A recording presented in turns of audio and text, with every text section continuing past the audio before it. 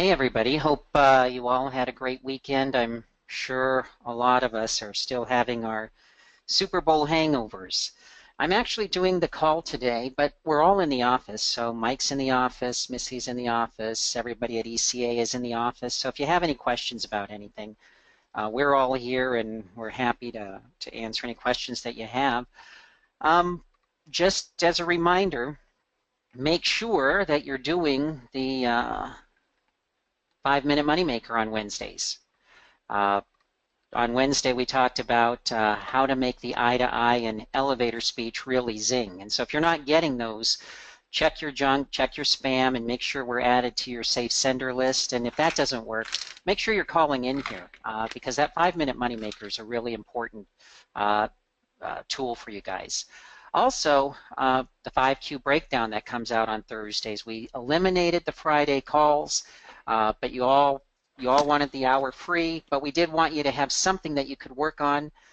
So we started sending out the 5Q breakdown. It was 30 seconds of tape where we learned not to use the phrase make sense with the prospect and not ask a question that we don't know the answer to. So unlike attorneys, we can ask leading questions, and like attorneys, we don't ask questions that we don't know the answer to. And so make sure you're getting these things, and not only that you're getting them, but that you're using them. Because the goal is to get 2% better a week. And these are two tools that can get you 2% better a week. And if you've been on, you know that if you get 2% better a week, you don't just get arithmetically better, you get exponentially better. And so by the end of the year, you're over 300% better than you were at the beginning of the year. And just think about what that would do to your ability to close people and your income if you could get better, just 2% every week. So these are the tools to do that. Make sure you're doing that. So as we get started, a little congratulations to the New England Patriots. I'm not going to lie, my 7-year-old son and I were pretty disappointed. He's devastated that the Atlanta Falcons came so close to their very first Super Bowl, but lost. But congratulations to the New England Patriots. We're walking around the house moping while my wife is doing a little jig because she's happy that football season has ended. And she's a little bit irritated that somebody as old as me and even my son are so upset and so downtrodden over two teams that we don't even care about, we don't even follow, but we got caught up in it. So I always tell her, if you're wondering why we're so sad about teams that we never even followed through the year, it's because it's not about the wins and losses with football. So if you have a wife like mine who's just happy it's over, tell her, if you're thinking it's about the wins and losses, you don't get it. It's about the stories. It's about the guys and what they go through and the stories of the teams. That's what we're really following. We're not really following wins and losses. So congratulations to the New England Patriots.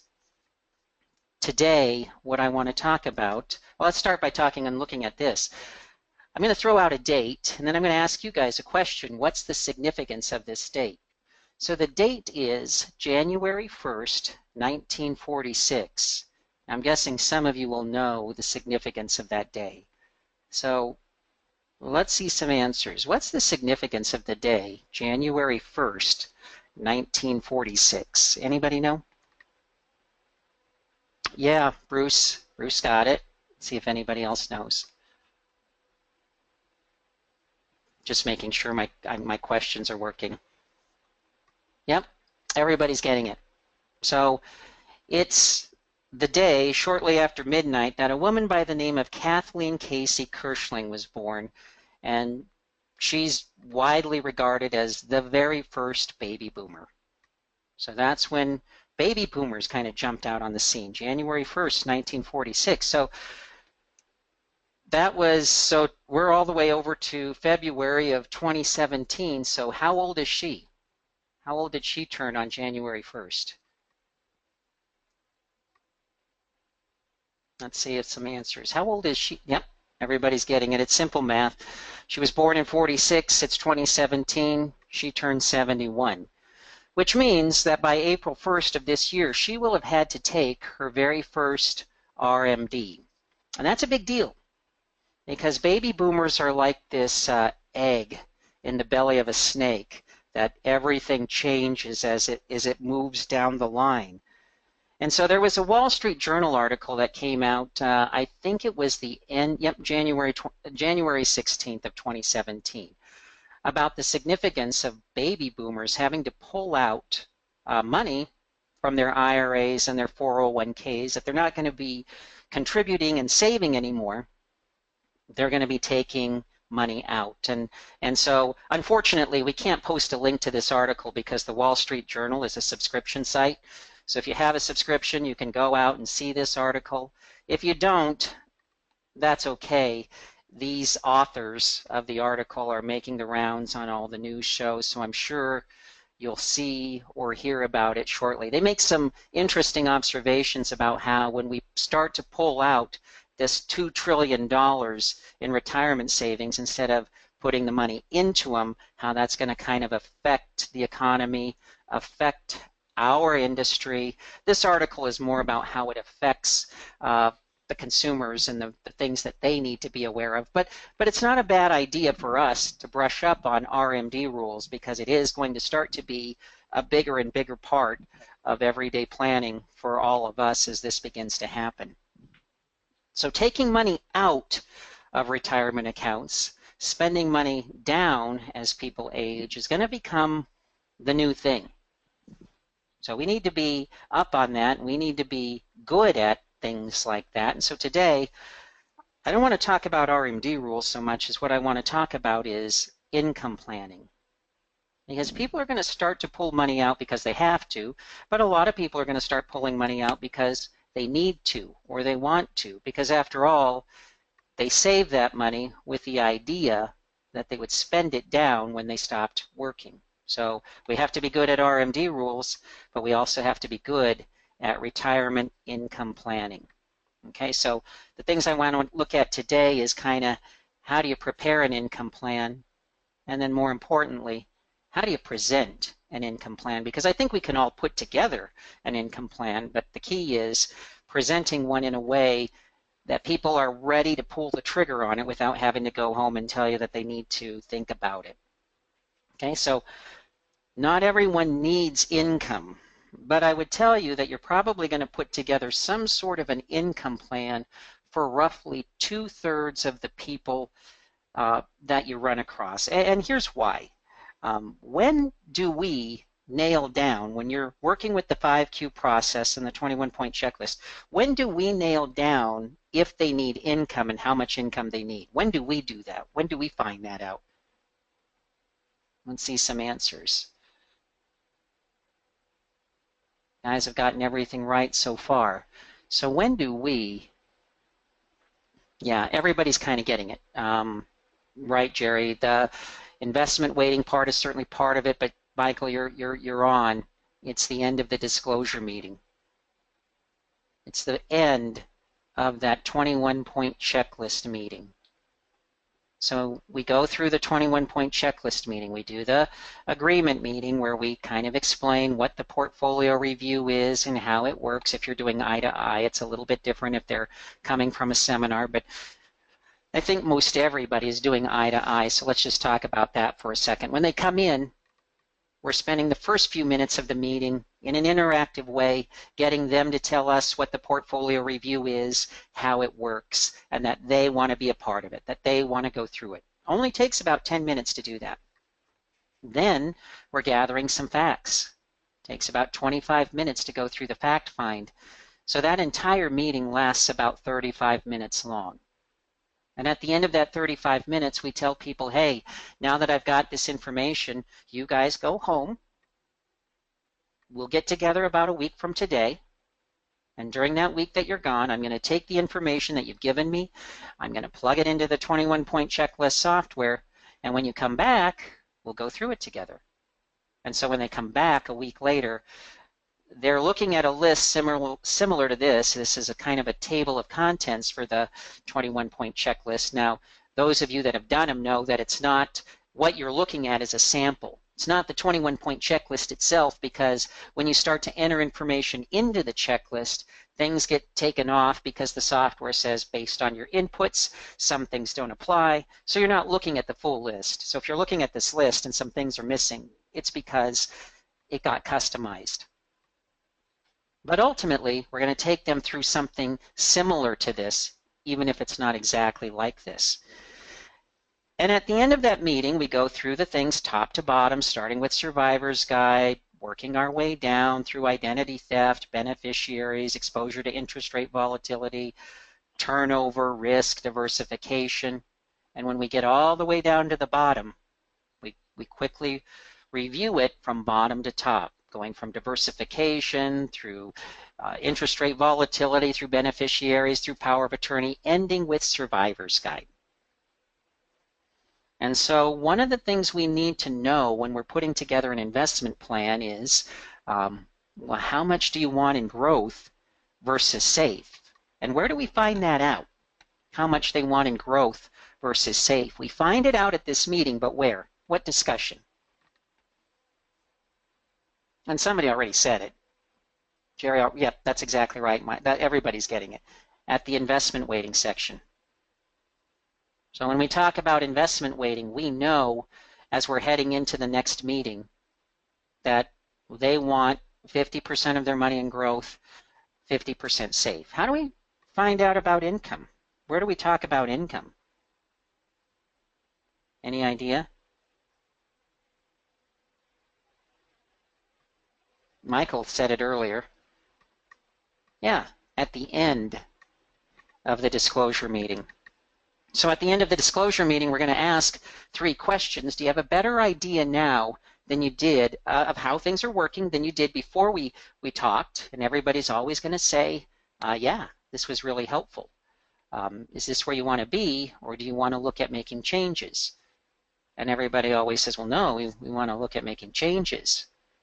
And then the third question, again, we've tweaked that a little bit, is do you want me to be hands-on as you make those changes, or is this more of a academic exercise?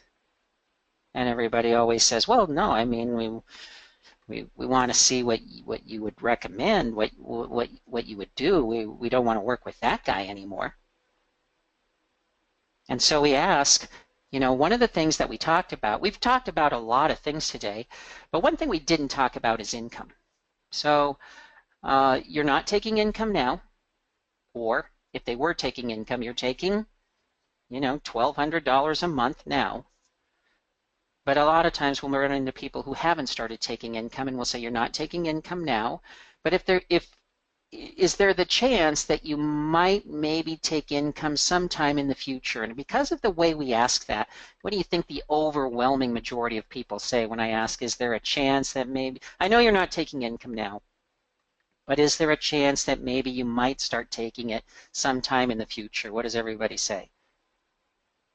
Yeah, almost everybody says, well, yeah, I mean, there's a chance that I might maybe take income sometime in the future. And so we then try to kind of feel our way through what that income would be. I would tell you, if you ask, you know, what kind of income might you be looking for? 9 times out of 10, they're going to say they don't know.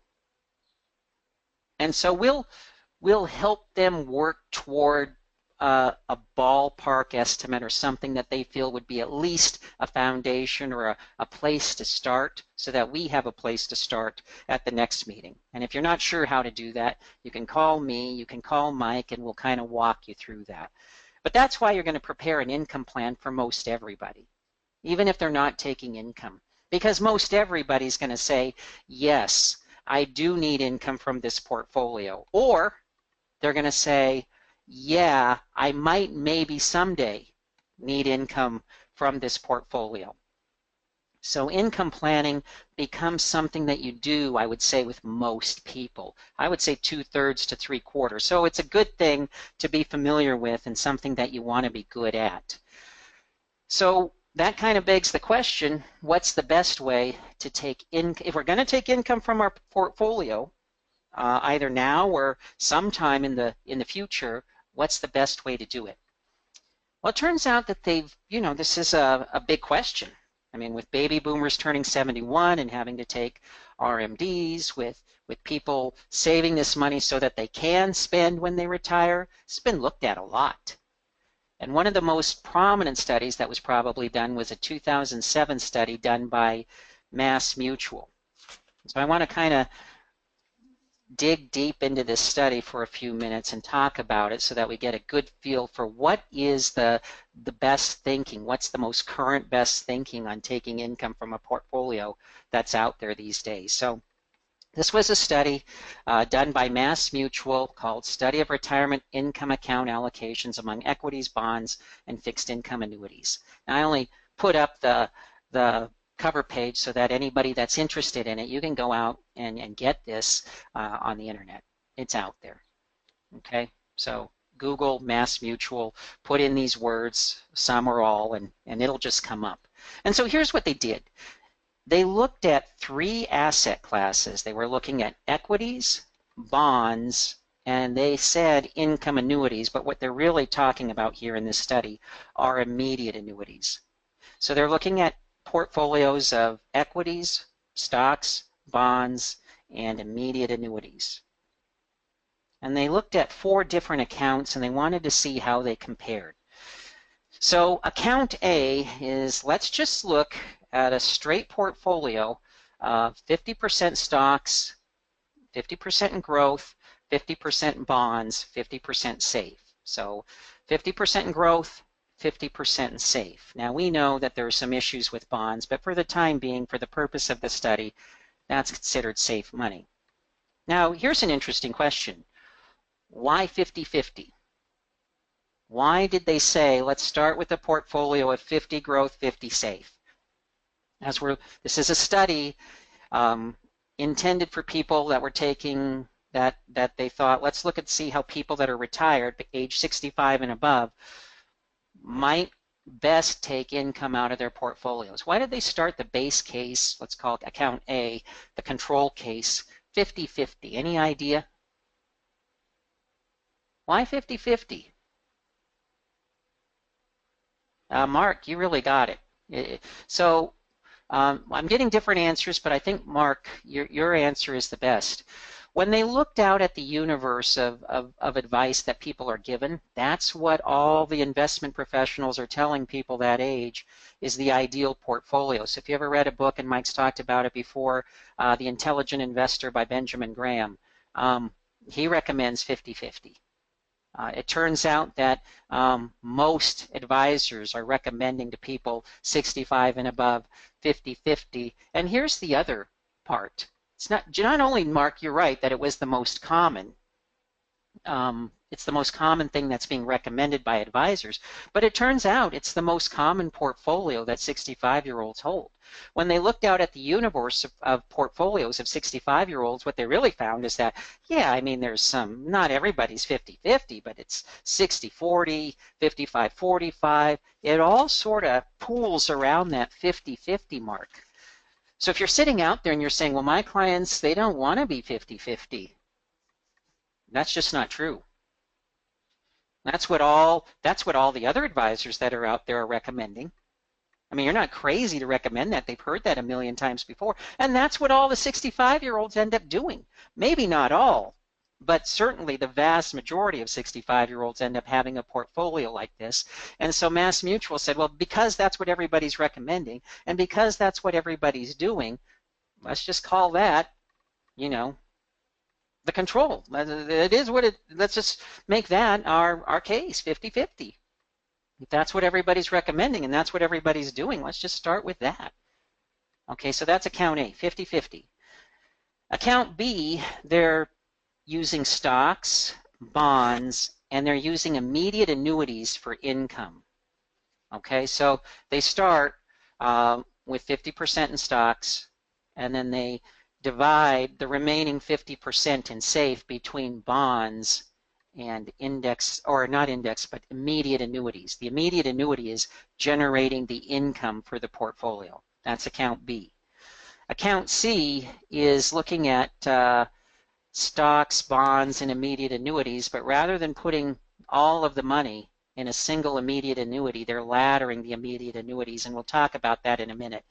So they're starting with 50% in stocks, and then the remaining 50% divided between bonds and immediate annuities, kind of like B, but the reason that B has more in immediate annuities is because they're saying, well, we just want all of the income up front right now. We're just going to put it all in one immediate annuity and call it good.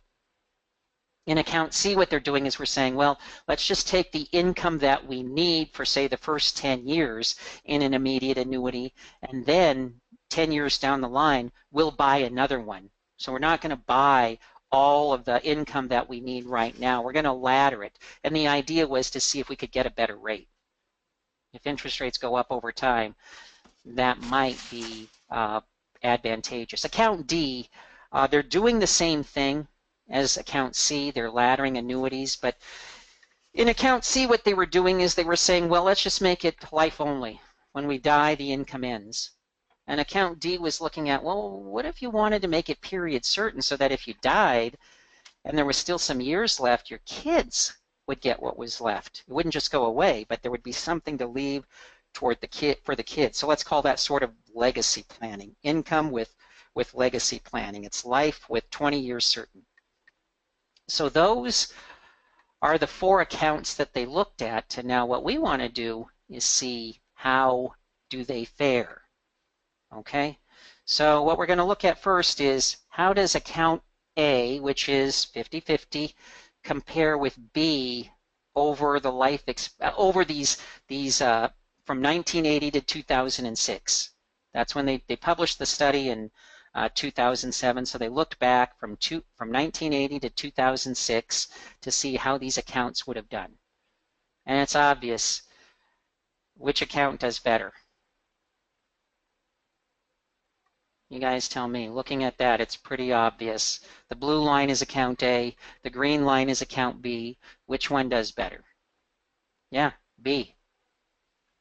By a little or a lot? A lot. Now, here's the thing I want to look at. Why did account B do better? Well, I'm not going to make you guess at that or try and answer that. The reason account B does better is because at the end of every year, what they're doing is they're rebalancing the portfolios. So at the end of every year, they're taking account B or account A and they're rebalancing it back to 50-50 so that you're never out of whack, which is standard financial planning. That's financial planning 101. You rebalance your clients' portfolios at the end of every year. So they're assuming that that's being done.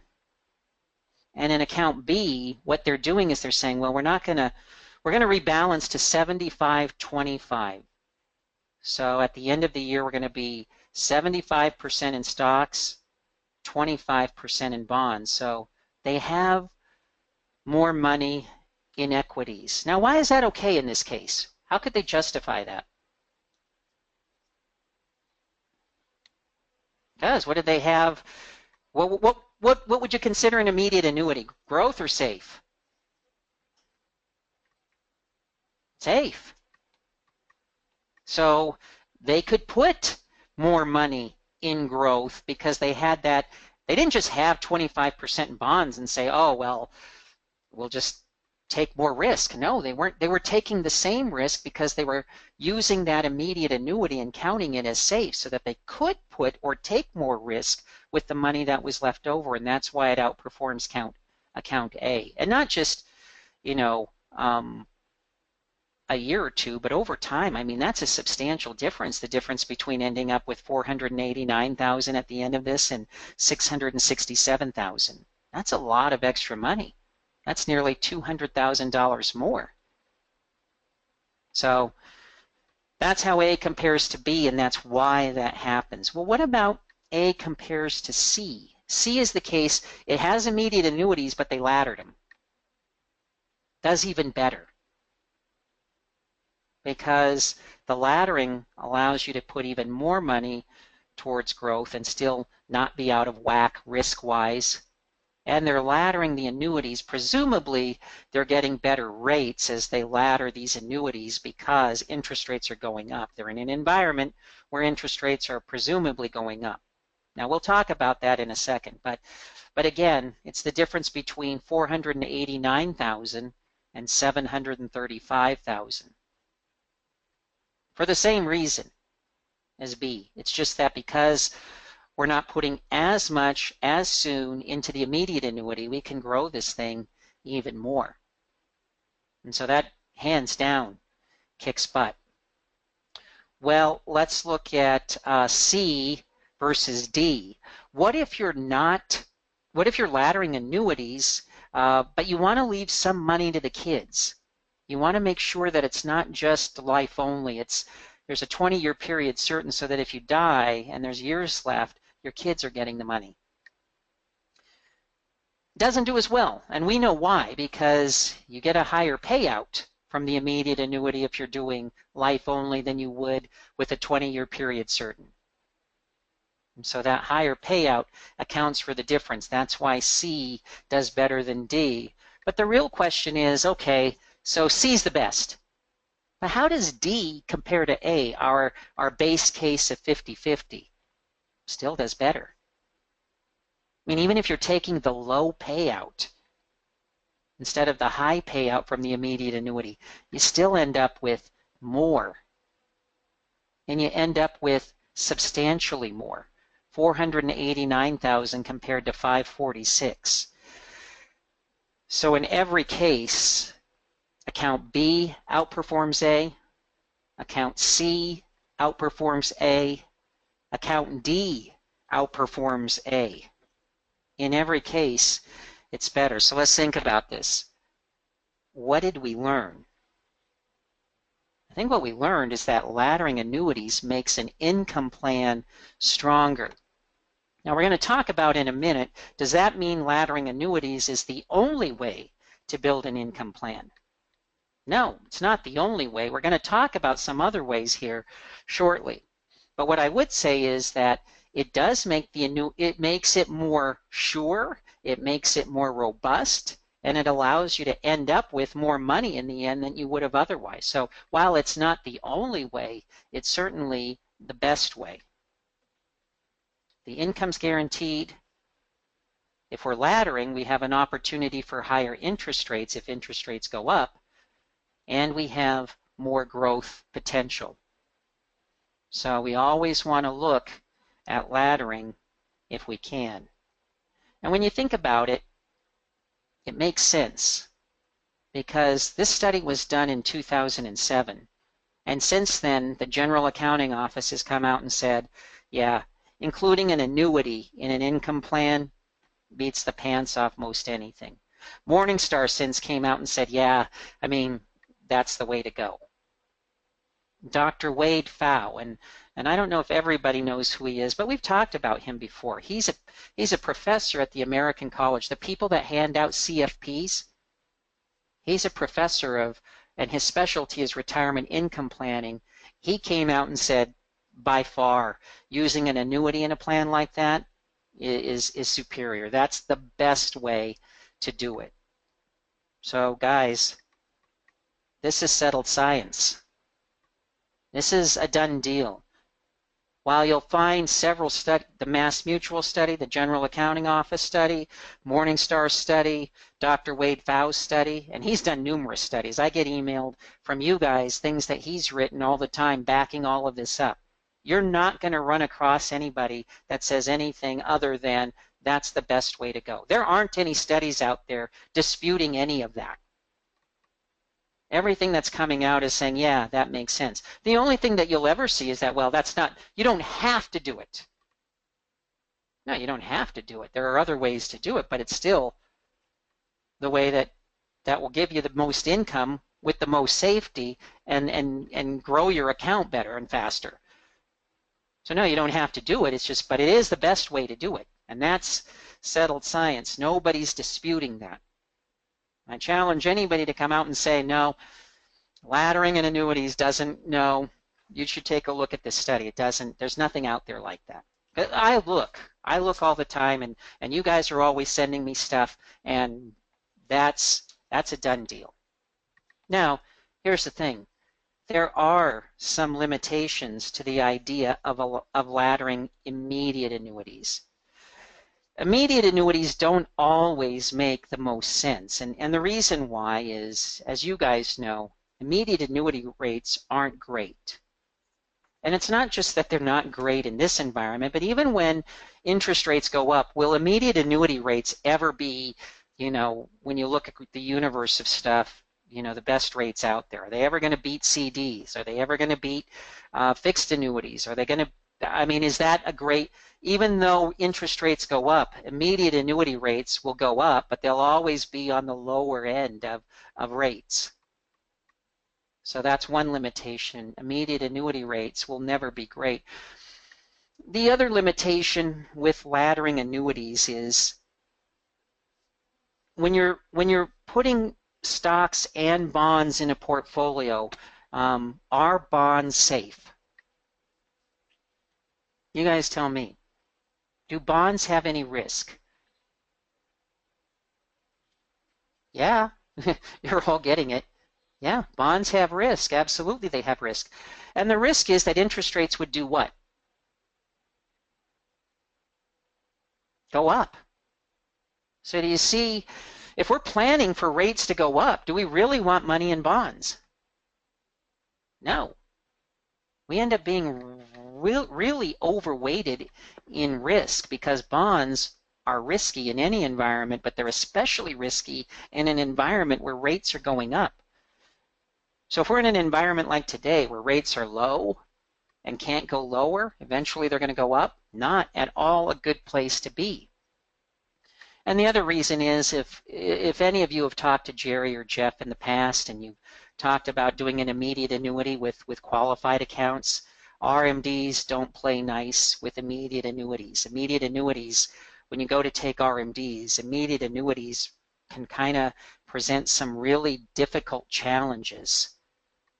And so they're not ideal if you're 71 and a half, you don't want to be, if you're 70 and a half, if you're 71 or older, for sure, you don't want to be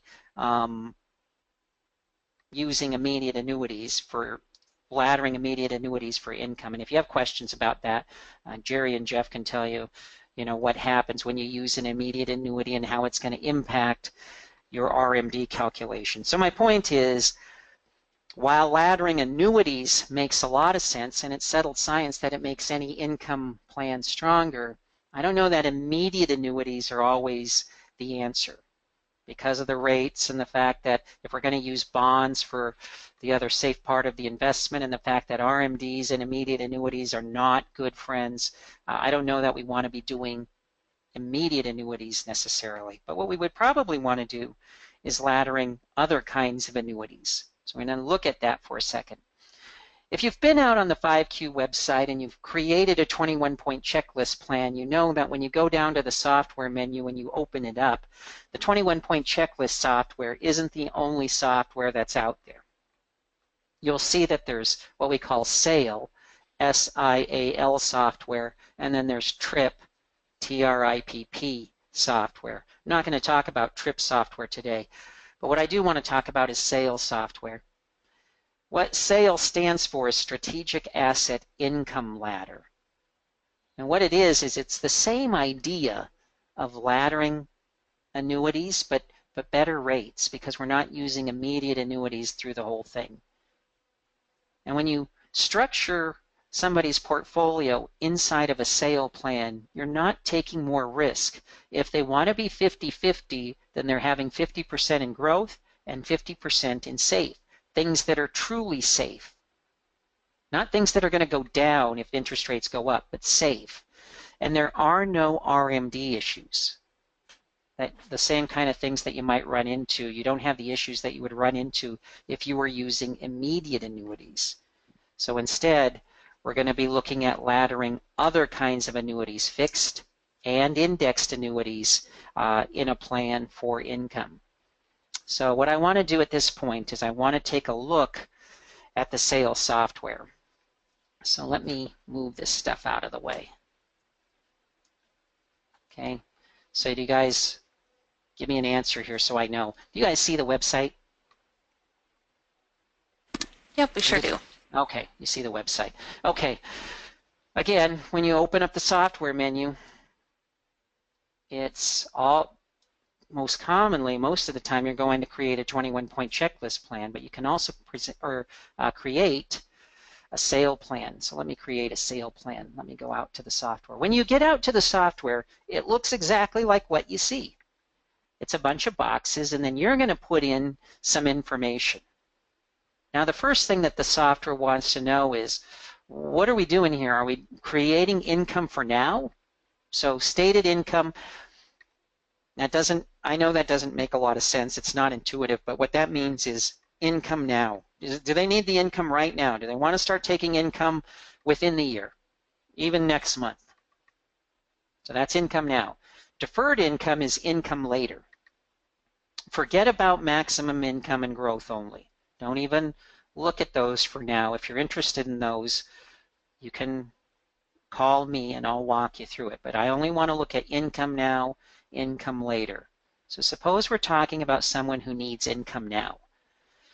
First thing it's going to ask you is, what are these people's name?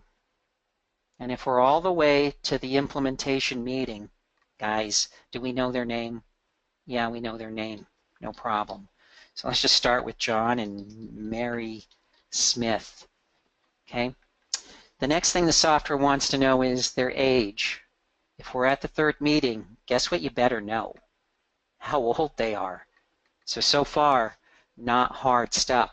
Now, sometimes I get the question, well, what if John's 67 and Mary's 65?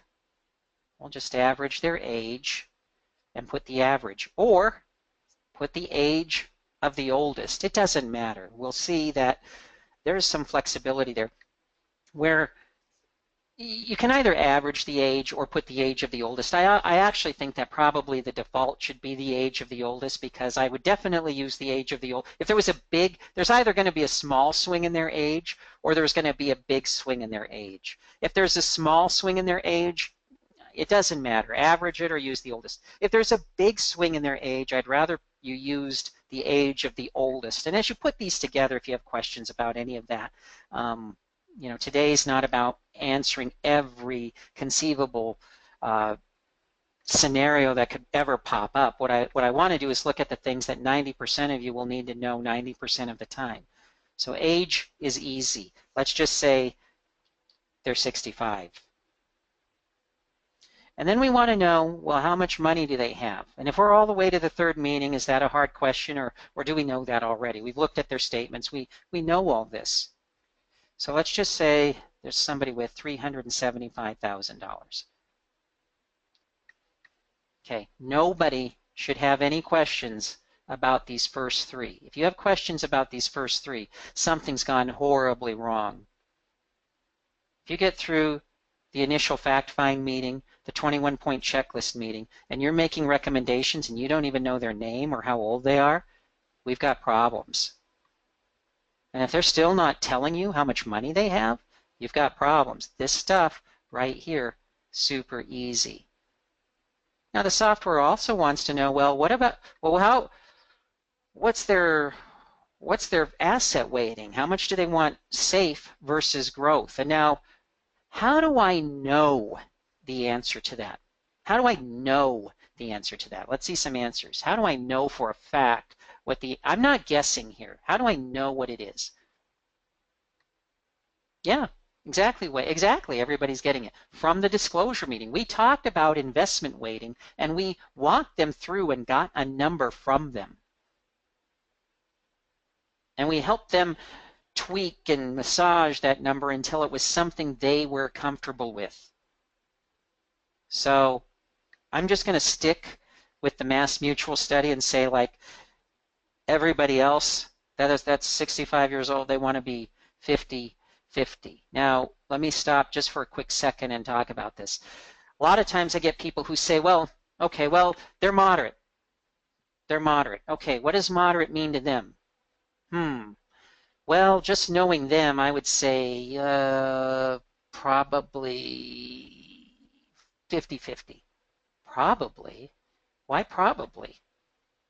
Well, because we didn't talk about the number exactly. They just told me they were moderate. Guys, get to a place where you can talk about the number. If you're not sure how to get a number in investment weighting, give me a call or give Mike a call and I'll tell you how to get a number at investment weighting. Here's the problem with guessing. I don't mind if you guess because your guess, you've spent probably 3 hours, maybe more with them up to this point. So I would say your guess is an educated guess. I believe you. You're not throwing darts in the dark. You have a good idea.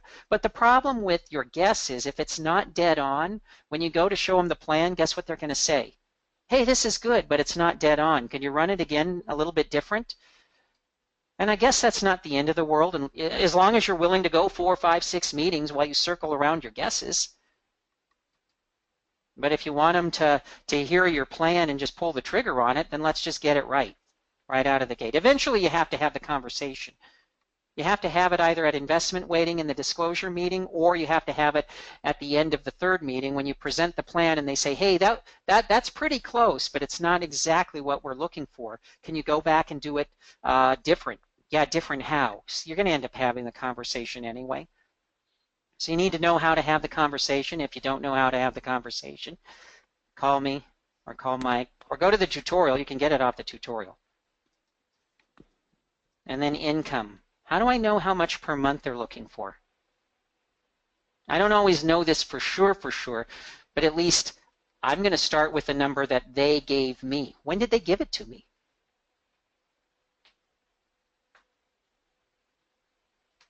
It's not going to be my number. It's going to be theirs.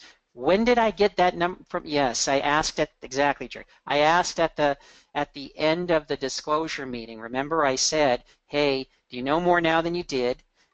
Is this where you want to be? Are you? Do you want me to be hands-on as you make these changes, or is this more of an academic exercise? Hey, one of the things we didn't talk about was income. So right now you're taking income of $1,200 a month. Is that kind of what you're looking for? No, I was hoping to give myself a little raise. Okay, so $1,300, $1,400 a month? Oh yeah, that would be better. If we could get you $1,500, yeah, 15 would be so nice. So if I came back with a plan that was 50-50 that gave you $1,500 a month, is that the kind of thing you'd be looking for? That's exactly what I'd be looking for. So this thing builds itself for me. We'd like $1,500 a month. We're taking $1,200 now, but we would love $1,500 a month. Always for 10 years. The software gives you the option of 5, 10, 15, or 20. 90% of the time, for 90% of the people, you're going to use 10. And if you have questions about that, you can call me. Interest rates. What are the growth rates in these different branches of this sale plan? Well, that is part art, part science, but I'm just going to start with 1, 3, 5, 6, and I'm just going to say it's prepared by me. Okay, we'll talk about these interest rates in a minute. That's just what I start with. We'll go through this here. So let's just see what it looks like. Can we do this? Yeah, we can.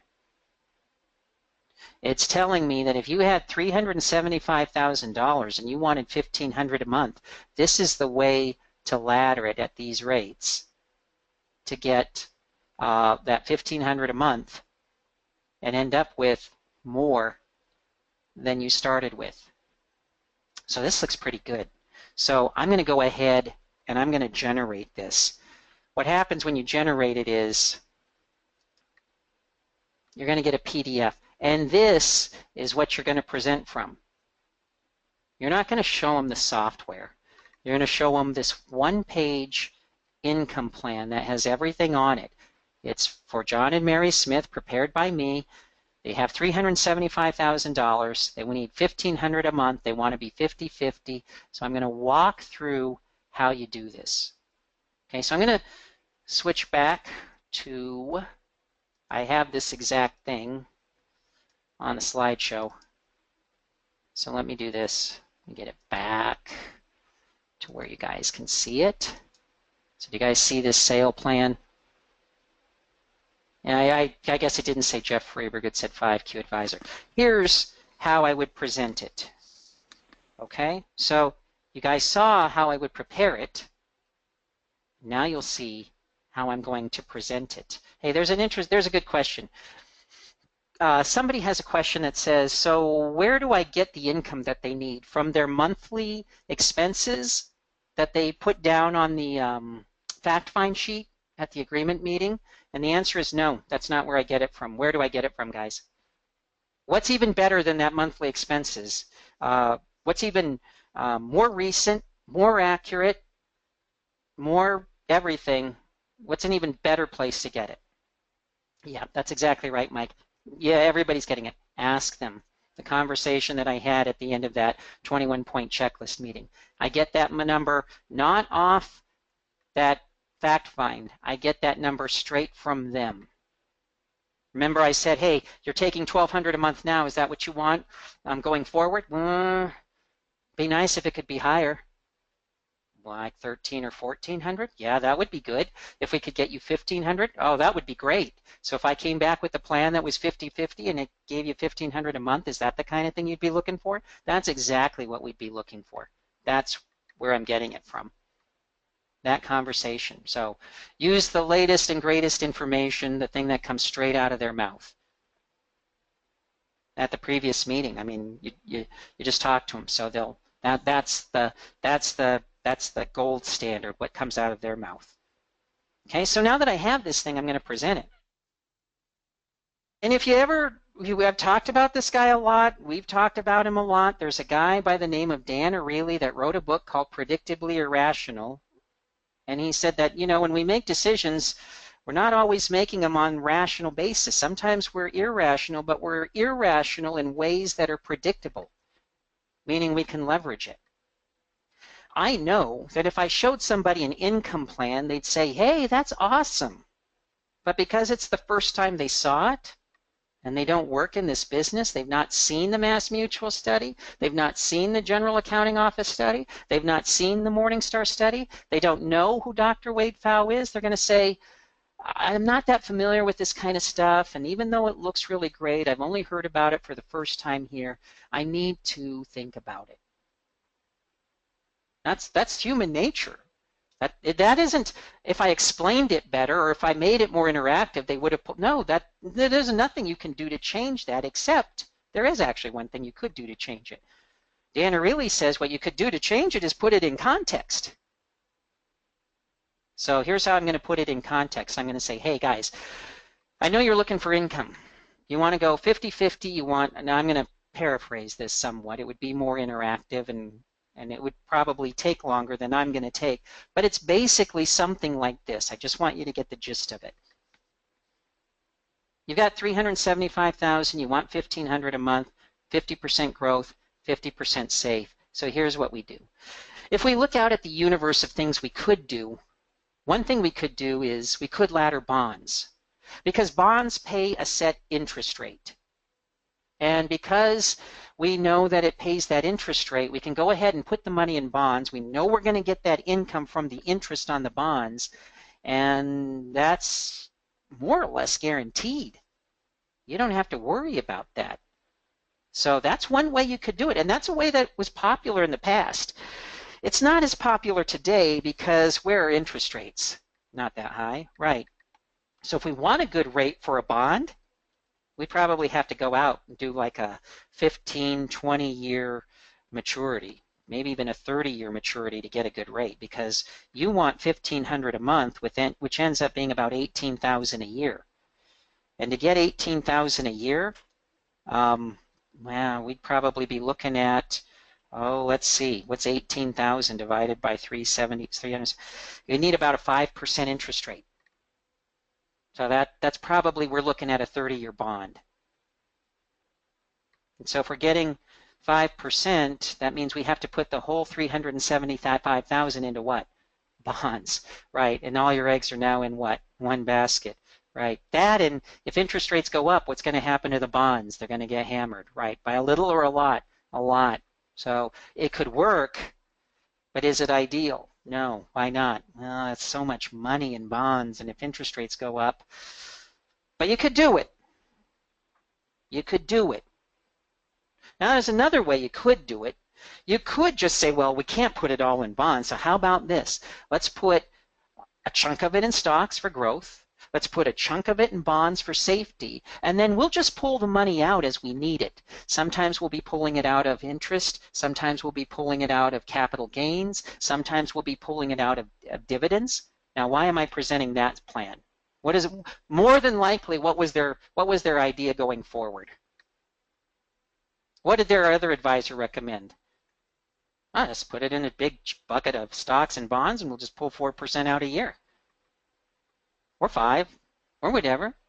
You know, the market's doing good, maybe more. So I'm presenting that as an option. Yeah, we could do that, and as long as the markets cooperate, that'll work. But why do I say as long as the markets cooperate?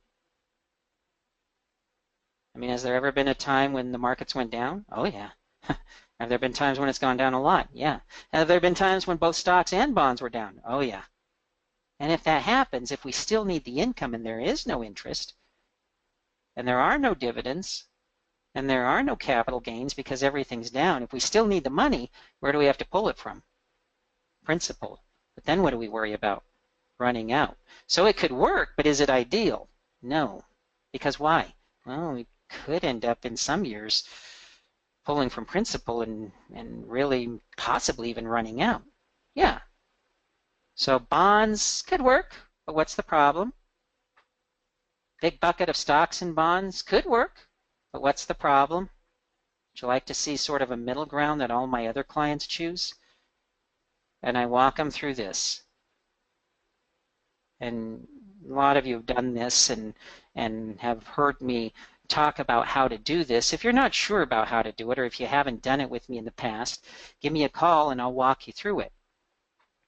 But do you see how presenting it in context as an option that kind of cures the problem of all bonds and cures the problems of all stocks and bonds makes this attractive, makes it something that we can pull the trigger on now? It's kind of like a realtor. I've talked about this before too. If a realtor, if you said, gosh, I want a house that's open concept. I like to cook, so it's got to have a gourmet kitchen, a big backyard for entertaining, and a fence for the dogs. Well, if the realtor takes you to a house that's got open concept, gourmet kitchen, big backyard, fenced for the dogs, and you see it, you're going to say, wow, this is what we're looking for, but this is the first house we've seen. I got to think, can we see other houses? Then they're not going to be able to pull the trigger on it. What if I showed them open concept, gourmet kitchen, big backyard, fenced for the dogs, but it's over their budget? And they think, this is a good house, but it's a little pricey. Okay, well, how about this one? Open concept, gourmet kitchen, big backyard, fenced in yard. Yeah, that's perfect, but it's far from work. What about this one? Open concept, gourmet kitchen, big backyard, fenced in yard, still within your budget and not as far as that other one. Guess what they say? Yeah, this is a house. This is the one. Now, how are they able to say that all of a sudden? Because now they have something to compare it to. I can't do the one that's over budget. I can't do the one that's far from work. I've seen what's out there. This is the best. When I show them what's out there, we could do the bonds. We could do the big bucket of stocks and bonds. Or, how about this? Still within your budget, not so far from work. What do you think? I think we should do it. And when you've done these, you know this is their 50% in growth. Whatever you want to do with that money, that's up to you. This is an indexed annuity. This is a fixed annuity. And I might have to adjust the rates because Jerry may tell me, hey, that 3% that you could get, yeah, that was just a promotion. Yeah, I mean that ended. So now the best you can do is 275. Well, I can go in the software and change that to 275. This is an income plan. There's another income plan that's out there. Well, my point is, it's out this is an income plan, and don't settle. You could do you could ladder bonds or CDs, but again, there's problems with that. You could do the big bucket of stocks and bonds, but we know, and then we help them discover that there's problems with that. Don't settle. Even though there's other ways to do it, do the way that's the best. Do the way that has the most guarantees. Do the way that has the most peace of mind. Do the way that has the most growth potential. Do the way that gives you what you're looking for without having to worry that interest rates are going to go up if you do the bond thing, or that the markets aren't going to cooperate if you do the stocks and bond things. Don't settle. Do the thing that's best for them. Now, there is another income plan. This laddering plan isn't the only thing that you have that's out there that you could do. There are things called income riders on indexed or fixed annuities, and those are options too. And we can talk another time about how to present those, but I would say the sale plan is for someone who needs income now. Because the income riders have these income account values that grow and do better over time, they'll probably outperform the sale given enough time. But I don't know what given enough time is necessarily. It kind of depends on how much money they have, how much income they need, and how much time. And so here's what I tell you. You call Jerry and you say they have $375,000, they need $1,500 a month starting 4 years from now. You can run a sale and Jerry can run an illustration for you, and then you can put them on the scale and compare. And I've not seen a situation where when you put them side by side, it wasn't obvious what you should show them. So don't torture yourself and say, geez, I don't know if I should show them a sale plan or an income annuity. Look at the sale plan. Look at the income annuity. One's going to give you more income than another. And then what would I tell you? Do the one that gives them more income. Can I jump in there a second? Sure, go ahead, Mike. What Jeff is talking about there requires time. So when should you be preparing for these 21-point checklist? When should you be preparing for an implementation meeting, guys? The day of, night before? When should you be preparing for these meetings? If you're a professional, when do you prepare? Nothing drives me more crazy than when Jerry talks to me, because none of you guys do it with me, because you know what I would do. But I hear Jerry or I hear Jeff saying, yeah, the guy called and they wanted some help because they were presenting later that afternoon or the next day. Guys, Missy, when did I prepare for all my meetings the following week? Once a week on the weekend for the entire next week. So 4 or 5 days ahead. So if I ran into a question, I was doing it like, oh, I got to talk to Jerry. No. I could do it. I could call him Monday and say, dude, got something happening on Wednesday. Here's my question, blah, blah, blah. Be professionals. Professionals don't prepare minutes or hours or even a day before what they're presenting. You prepare early so you can iron all this out. And guess what you can also do? Practice, okay? If you take your job seriously, that's what you should do. Okay, sorry, Jeff. No, and that's exactly right. I mean, remember, it isn't just a matter of being good at the presentation. It's being good at putting it in context. And now sometimes people have different situations, and that's when it's good to bounce those off Mike or myself or Jerry. A lot of you do it, and it's perfect. That's exactly what we want to hear. Hey, I'm getting ready to meet this client in a few days, but they don't have kids.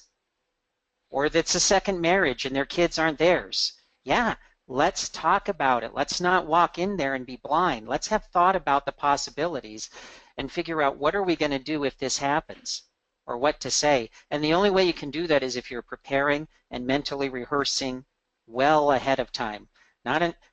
Yeah, I could help you an hour before, but you won't remember it. You'll be too rushed.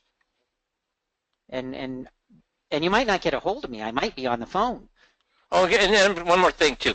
I keep saying, Jerry, JV's been doing this with 5Q. Jeff Van Grinsven has been doing this at ECA. Not Jeff Freeber, who's talking, but Jeff Van Grinsven, JV at ECA, has been working with us for 15 years. So, I mean, when I say Jerry, I'm sorry, I mean ECA, and JV has been doing this with 5Q for 15 years. So prepare, ask questions, And like Jeff said, let's customize it for them so there's no question about them moving forward. So this is kind of a primer. I know that a lot of people will have questions. That's what we're here for, to answer your questions and get you up to speed. But I want you to be aware that this is by far the best thing to do for people that are looking for income. And that there is a way to create these plans easily on the website. And you do have resources for how to present them in Mike, myself, and Jeff at ECA and Jerry. And so use those resources and don't be afraid. Because when you've mastered the scripts and the motive and you've done your most important 15 daily, you're good at the dots, you're doing the 5-minute money maker, you're doing the breakdowns, that's when you're going to bring on every client you want. That's when you've got an ATM. That's when you won't have marketing problems. That's when you won't have cash flow problems. That's when you're going to be in control of your business. And that's, I think, where we all want to get to and be. So with that, that's it. So you guys, anything else? Or you guys have a great rest of the week, and we're here if you have questions or if there's anything you want to talk about, and have a great week. Thanks, guys.